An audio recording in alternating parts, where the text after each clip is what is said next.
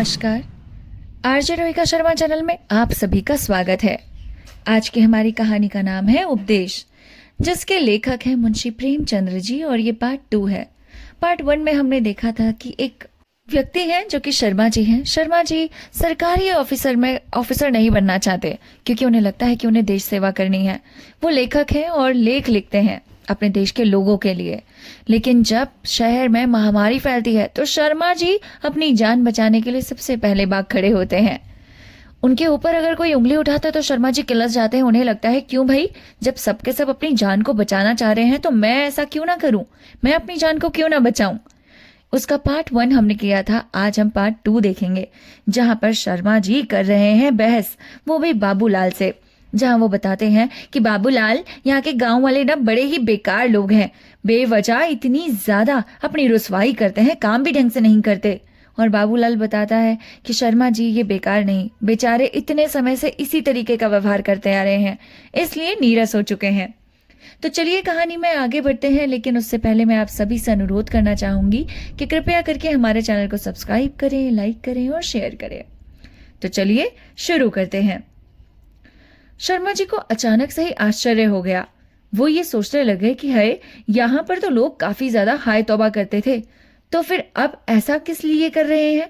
क्यों उन्हें ऐसा लग रहा है कि सारे लोग एक जैसे नहीं रहे? बाबूलाल ने कहा, आप स्वयं बुद्धिमान हैं शर्मा जी। आपके सामने मेरा मुंह खोलना धृष्टता है। मैं इसका एक ही उपाय जानता हूँ। उन्हें किसी कष्ट में देखकर उनकी मदद कीजिए। मैं उन्हीं के लिए वैद्यक सीखा और एक छोटा मोटा औषधालय अपने साथ रखता हूँ। रुपया मांगते हैं तो रुपया, अनाज मांगते हैं जो अनाज दे देता हूँ, पर सूद नहीं लेता। इससे मुझे ग्लानि नहीं होती। दूसरे रूप में सूद अधिक मिल जाता है। गांव में 2 अंधी स्त्रियां और 2 अनाथ लड़कियां हैं। उनके निर्वाह का प्रबंध कर दिया है।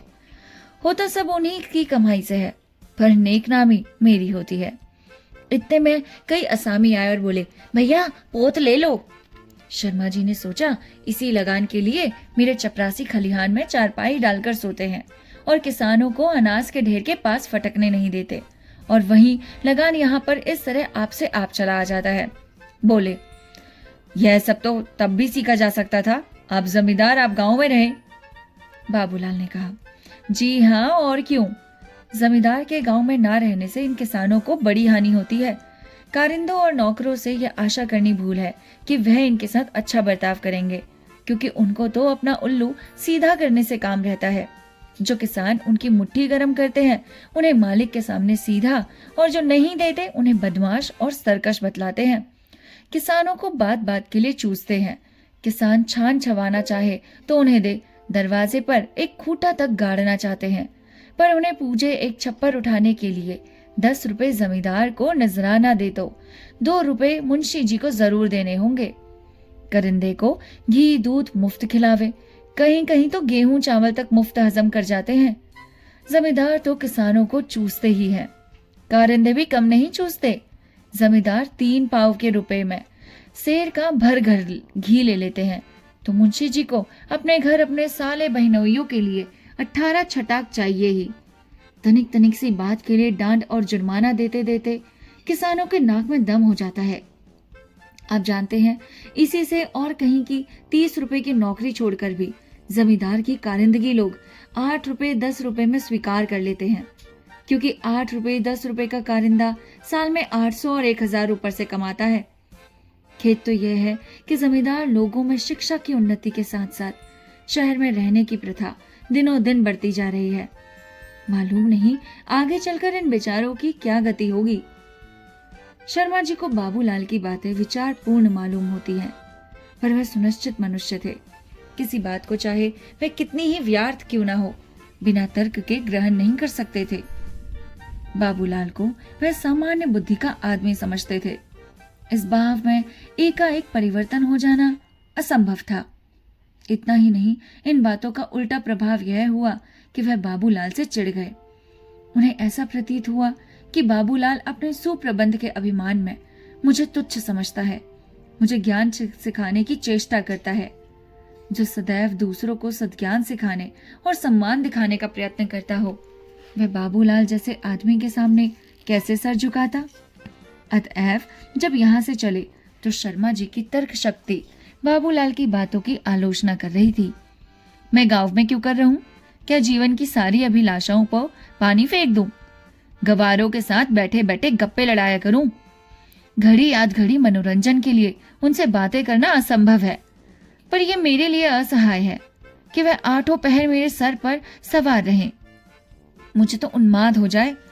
माना कि उनकी शिक्षा करना मेरा व्यर्थ है, उनकी रक्षा करना मेरा कर्तव्य है, पर यह कदापि नहीं हो सकता कि उनके लिए मैं अपना जीवन नष्ट कर दूं।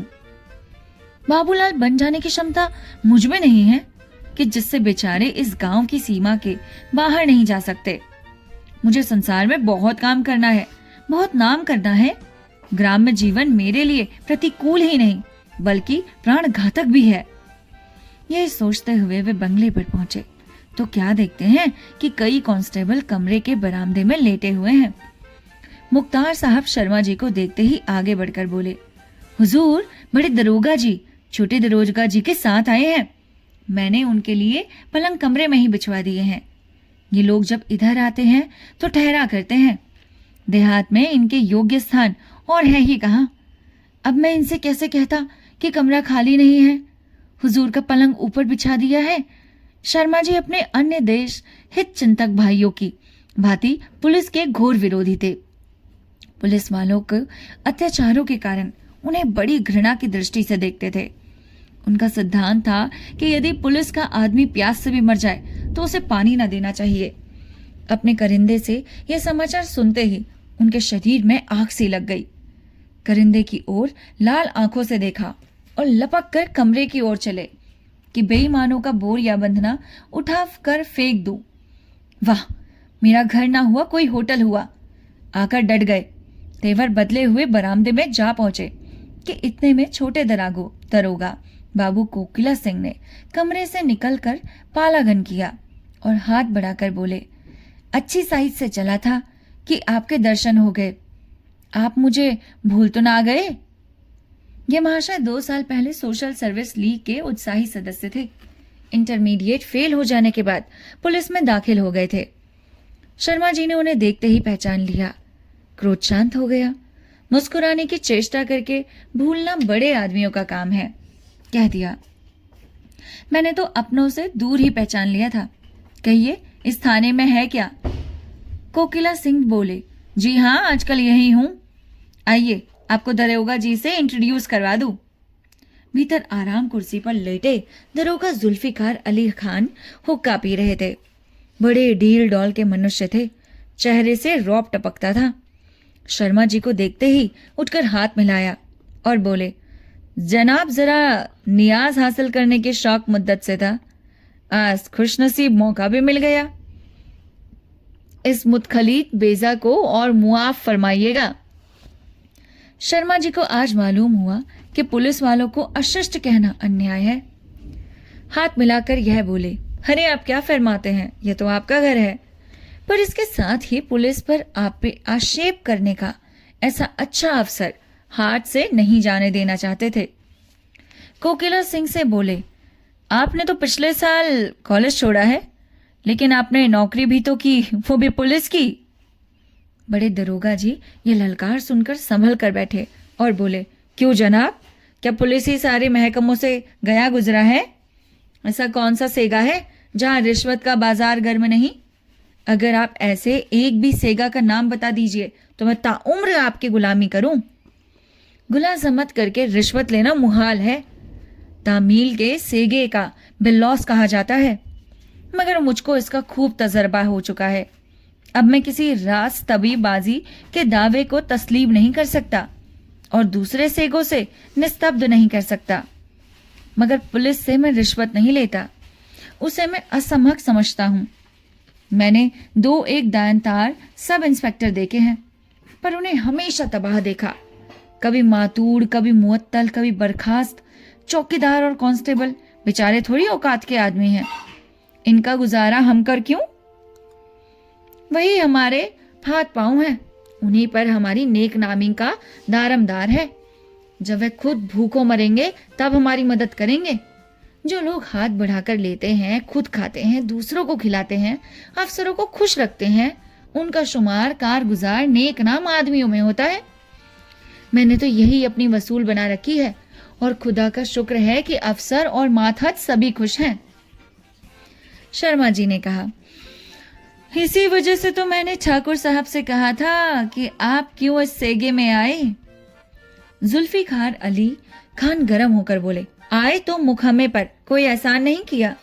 किसी दूसरे सेगे में होते तो अभी तक ठोकरे खा रहे होते, नहीं तो घोड़े पर सवार नौशा बने घूमते। मैं तो बात सच्ची कहता हूँ, चाहे किसी को अच्छी लगे या बुरी। इनसे पूछिए, हराम की कमाई अकेले आज तक किसी को हजम हुई है?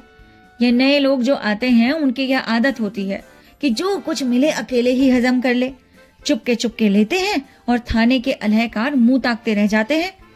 दुनिया की निगाह में ईमानदार बनना चाहते हैं, पर खुदा से भी नहीं डरते।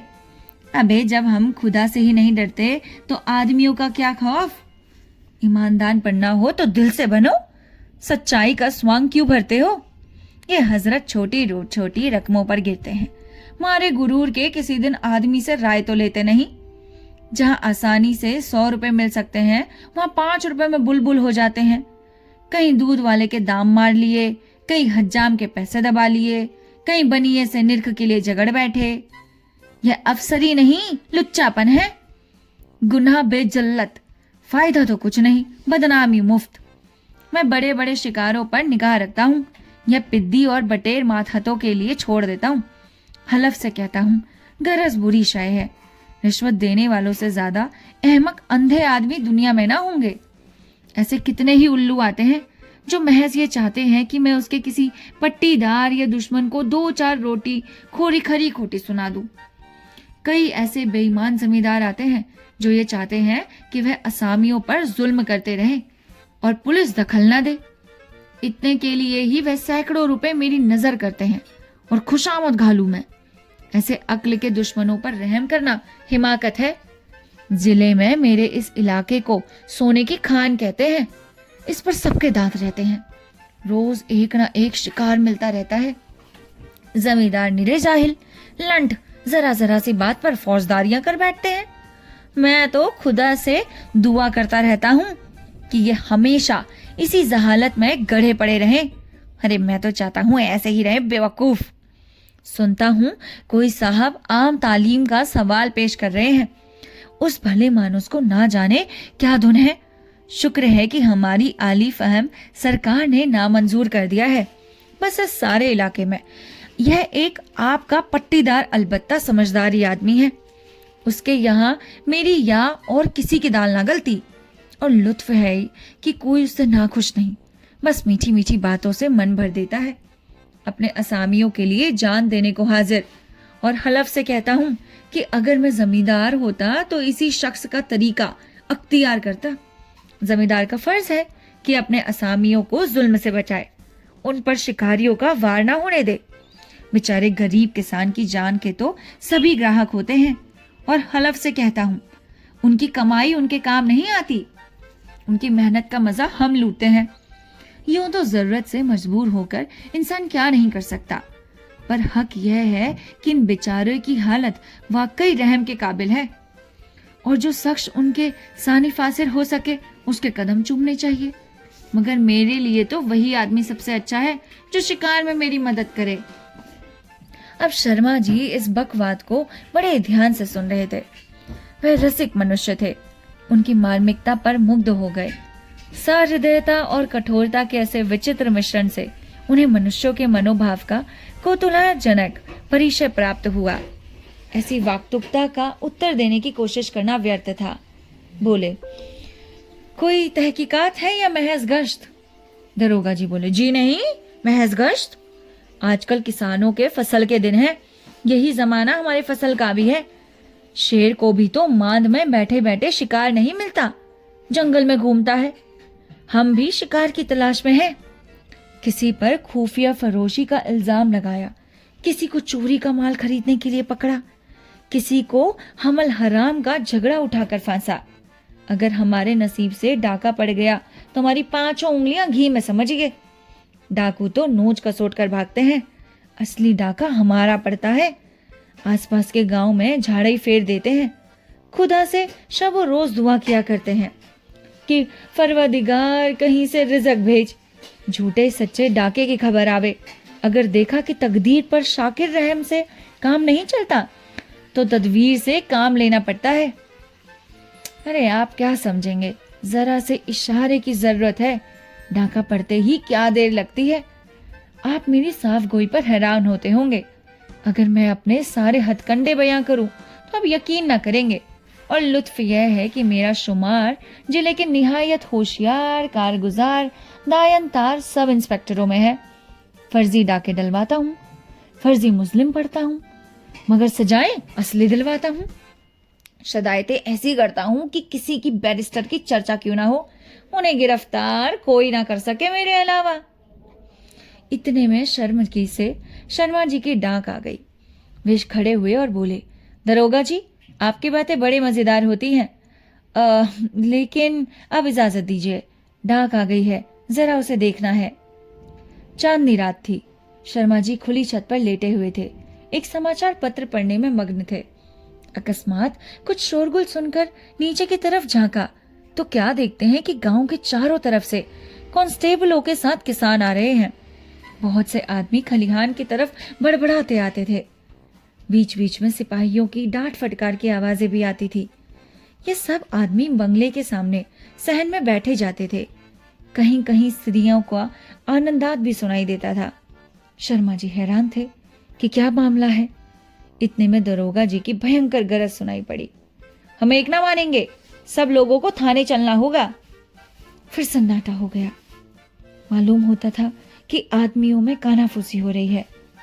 बीच बीच में मुख्तार साहब और सिपाहियों के हृदय विदारक शब्द आकाश में गूंज उठते। फिर ऐसा जान पड़ा कि किसी पर मार पड़ रही है। शर्मा जी से अब ना रहा गया। वह सीढ़ियों के द्वार पर आए, कमरे में झांक कर देखा। मेज पर रुपए गिने जा रहे थे। दरोगा जी ने फरमाया, इतने बड़े गांव में सिर्फ यही? मुख्तार साहब ने उत्तर दिया, अभी घबराइए नहीं महाराज, अब की मुखियों की खबर ली जाएगी, रुपयों का ढेर लग जाएगा। यह कहकर मुख्तार ने कई किसानों को पुकारा, पर कोई न बोला। तब दरोगा जी का गगनभेदी नाद सुनाई दिया, ये लोग सीधे ना मानेंगे, मुखियों को पकड़ लो, हथकड़ियां भर दो, एक एक को डामुल भिजवाऊंगा। यह नादिर शाही हुक्म पाते ही कांस्टेबलों का दल उन आदमियों पर टूट पड़ा। ढोल सा पिटने लगा। क्रदन ध्वनि की आकाश गूंज उठा। शर्मा जी का रक्त खौल रहा था। उन्होंने सदैव न्याय और सत्य की सेवा की थी। अन्याय और निर्दयता का यह करुणात्मक अभियान उनके लिए असहाय था। अचानक किसी ने रोककर कहा, दुहाई सरकार की, मुख्तार साहब हम लोगों को हक ना हक परवाए डारत है। शर्मा जी क्रोध से कांपते हुए धम धम कर कोठे से उतर पड़े। यह दृढ़ संकल्प कर लिया कि मुख्तार साहब को मारे हंटरों के गिरा दूं, पर जन सेवा के मनोवेगों को दबाने की बड़ी प्रबल शक्ति होती है। रास्ते में ही संभल गए। मुख्तार को बुलाकर कहा, मुंशी जी, आपने ये गुलगपाड़ा क्या मचा रखा है? हुजूर, दरोगा जी ने इन्हें एक डाके के तहकीकात में तलब किया है। जी हाँ, इस तहकीकात का अर्थ मैं खूब समझता हूँ। घंटे भर से इसका तमाशा देख रहा हूँ। तहकीकात हो चुकी या कसर बाकी है? हुजूर, दरोगा जी जाने मुझे क्या मतलब। दरोगा जी बड़े चतुर पुरुष थे। मुख्तार साहब की बातों ने उन्हें समझाया था कि शर्मा जी का स्वभाव भी अन्य जमींदारों से सदृश है, इसीलिए वे बेठके थे। पर इस समय उन्हें अपनी भूल ज्ञात हुई। शर्मा जी के तेवर देखे, नेत्रों से क्रोधाग्नि की ज्वाला निकल रही थी। शर्मा जी की शक्तिशालीनता से भली भांति परिचित थे। समीप आकर बोले, आपके इस मुख्तार ने मुझे बड़ा धोखा दिया, वरना मैं हलफ से कहता हूँ कि यहाँ आग न लगती। आप मेरे मित्र बाबू कोकिला सिंह के मित्र हैं और ये इस नाते मैं आपको अपना मुरब्बी समझता हूँ। पर इस नामर्दूत बदकाश ने मुझे बड़ा चकमा दिया। मैं भी ऐसा अहमक था कि इसके चक्कर में आ गया। मैं बहुत नादिम हूँ कि हिमाकत से 22 जनाब की इतनी तकलीफ हुई। मैं आपसे मुआफी सायल हूँ। मेरी एक दोस्ताना इल्तमाश यह है कि जितनी जल्दी मुमकिन हो इस शख्स को बरतरफ कर दीजिए। यह आपकी रिसायत के तबाह किए डालता है। अब मुझे भी इजाजत हो कि अपने मनहूस कदम यहाँ से ले जाऊं। मैं हलफ से कहता हूं, मुझे आपको मुंह दिखाते शर्म आती है। यहाँ तो एक घटना हो रही थी, उधर बाबूलाल अपने चौपाल में बैठे हुए इसके संबंध में अपने कई असामियों से बातचीत कर रहे थे। शिवदीन ने कहा, भैया आप जाके दरोगा जी को ना ही कहोगे का, ना ही समझावत हो। राम राम एहसन अंधेर। हाँ भाई, मैं दूसरों के बीच में बोलने वाला कौन। शर्मा जी तो वही हैं, वह आप ही बुद्धिमान हैं, जो उचित होगा करेंगे। यह आज कोई नई बात थोड़ी ही है। देखते तो हो कि आए दिन एक ना एक उपद्रव मचा ही रहता है। मुख्तार साहब का इसमें भला होता है। शर्मा जी से मैं इस विषय में इसलिए कुछ नहीं कहता कि शायद वे यह समझे कि मैं ईर्ष्यावश शिकायत कर रहा हूं। रामदास ने कहा, शर्मा जी कोठा पर हैं और नीचू बेचारन पर मार पड़त है। देखा नहीं जात है, जिनसे मुराद पाए जात है उनका छोड़ देते हैं। मौका तो जान पड़त है कि ई तहकीकात सहकीकात सब रुपयन खातर कीन जात है। बाबूलाल, अरे काहे के लिए की जाती है? दरोगा जी ऐसे ही शिकार ढूंढा करते हैं, लेकिन देख लेना शर्मा जी अब के मुख्तार साहब को जरूर खबर लेंगे। वे ऐसे वैसे आदमी नहीं है कि यह अंधेर अपनी आंखों से देख लेंगे और मौन धारण कर लेंगे। हाँ, यह तो बताओ अब की कितनी ऊख बोई है? रामदास, ऊख बोए ढेर रहे, मुदा नुष्टन के मारे बचे पावे। तू मानत नहीं भैया, पर आंखन देखी बात है कि करहा के करहा रस जर गवा और छटा को भर माल न पड़ा। ना जान अस कौन मंतर मार देत है। अच्छा, अब की मेरे कहने से ये हानि उठा लो। देखो ऐसा कौन सा बड़ा सिद्ध है जो कराही का रस उठा लेता है। जरूर इसमें कोई ना कोई बात है। इस गांव में जितने कोल्हू जमीन पर गिरे पिड़े हैं उनसे विवादित होता है कि पहले यहां ऊख बहुत होती थी, किंतु अब बेचारी का मुंह भी मीठा नहीं होने पाता। शिवदीन, अरे भैया हमारे होइस में ये सब कोल्हू चलत है। मेघ फूस में रात भर गांव में मेला लगा रहता है, पर जब से ही नसीनी विद्या फैली है तब से कों का ऊख के जोरे जाए की हिवाए नहीं परत है। बाबूलाल, ईश्वर चाहेंगे तो फिर वैसी ही ऊख लगेगी। अब मैं इस मंत्र को उलट दूं। भैया यह बताओ, अगर ऊख लग जाए और माल पड़ जाए तो तुम्हारी पट्टी में 1000 का गुड़ हो जाएगा? हरखू ने हंसकर कहा, भैया कैसी बात करते हो? 1000 तो 5 बीघा में मिल सकता है। हमारी पट्टी में 25 बीघा से कम ऊख नहीं थी। कुछ हो ना पड़े तो 28,000 कहूं गए नहीं। तब तो आशा है कि कोई 50 रुपए बयाई में मिल जाएंगे। यह रुपए गांव की सफाई में खर्च होंगे। इतने में एक युवा मनुष्य दौड़ता हुआ आया और बोला, भैया उ तहकीकात देखन गईल रहली। दरोगा जी सब डांटत मारत रहे। देवी मुखिया बोला, मुख्तार साहब हमको चाटा काट मुडारो, मुदा हम सब एक कौड़ी ना देबे। थाना कचहरी जहां कहो लेके चले के तैयार हुई। इस सुन के मुख्तार लाल हुई गेन। 4 सिपाहीन के कहेन कि यही का परिके खूब मारो। तब देरी चिल्लाए चिल्लाए रोई लागल। इतने में शर्मा जी कोठी पर से खटखट उतरेन और मुख्तार का डांटन लागे। मुख्तार ढाढ़े सूर होए। दरोगा जी धीरे से घोड़ा मंगवाए के भागेन। मने शर्मा जी का असलियत चला जात। बाबूलाल, यह तो मैंने पहले ही कहा था कि शर्मा जी से अन्याय न देखा जाएगा। इतने में दूर से एक लालटेन का प्रकाश दिखाई दिया। एक आदमी के साथ शर्मा जी आते हुए दिखाई दिए। बाबूलाल ने असामियों को वहां से हटा दिया, कुर्सी रखवा दी और बढ़कर बोले, आपने इस समय कष्ट क्यों किया? मुझे बुला लिया होता। अरे आपको किस मुंह से बुलाता? मेरे सारे आदमी वहां पीछे जा रहे थे, उनका गला दबाया जा रहा था। और आसपास ना फटके। मुझे आपसे मदद की आशा है। आज हमारे मुख्तार ने गांव में लूट मचा दी। मुख्तार की और क्या कहूं, बेचारे थोड़े औकात का आदमी है। खेत तो यह है कि आपके दरोगा जी भी उसके सहायक थे। कुशल यह थी कि मैं वहां मौजूद था। बहुत लज्जित हूं कि इस अवसर पर आपकी सेवा ना कर सका, पर बात यह है कि मेरे वहां जाने से मुख्तार साहब और दरोगा दोनों ही अप्रसन्न होते। मुख्तार मुझसे कई बार कह चुके हैं कि आप मेरे बीच में ना बोला कीजिए। मैं आपसे कभी गांव की दशा ये भय से ना कहता था कि शायद आप समझे कि मैं ईर्ष्या के कारण ऐसा कहता हूं। यहाँ यह कोई नई बात नहीं है, आए दिन ऐसी घटनाएं होती रहती हैं, और कुछ इसी गांव में नहीं, जिस गांव में देखिए यही दशा है।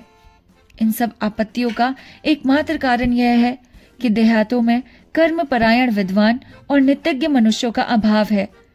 शहर के सुशिक्षित जमींदार, जिनसे उपकार की बहुत आशा की जाती है, सारा काम कारिंदों पर छोड़ देते हैं। रहे देहात के जमींदार सो निर्धर भट्टाचार्य हैं। अगर कुछ थोड़े बहुत पढ़े लिखे भी हैं तो संगति अच्छी न मिलने के कारण उनमें बुद्धि का विकास नहीं। कानून के थोड़े से दफे सुना लिए हैं, बस उसी की रट लगाए करते हैं। मैं आपसे सत्य कहता हूं, मुझे जरा भी खबर होती तो मैं आपको सचेत कर देता। शर्मा जी, अरे खैर, यह भला तो टली, पर मैं देखता हूं कि इस ढंग से काम न चलेगा। अपने असामियों को आज इस विपत्ति में देखकर मुझे बड़ा दुख हुआ। मेरा मन बार बार मुझको इन सारी दुर्घटनाओं का उत्तरदाता ठहराता है। जिनकी कमाई खाता हूँ, जिनकी बदौलत टमटम पर सवार होकर रईस बना घूमता हूँ, उनके कुछ स्वत्व भी तो मुझ पर हैं। मुझे अब अपनी स्वार्थहीनता स्पष्ट दिख रही है। मैं आप अपनी ही दृष्टि में गिर गया हूँ। मैं अपनी सारी जाति के उद्धार का बीड़ा उठाए हूँ, सारे भारतवर्ष के लिए प्राण देता फिरता हूँ, पर अपने घर की ही खबर नहीं।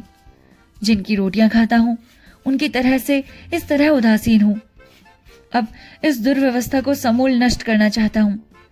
इस काम में मुझे आपकी सहायता और सहानुभूति की जरूरत है। मुझे अपना शिष्य बनाइए। मैं यचायक आपके पास आया हूँ। इस भार को संभालने की शक्ति मुझ में नहीं।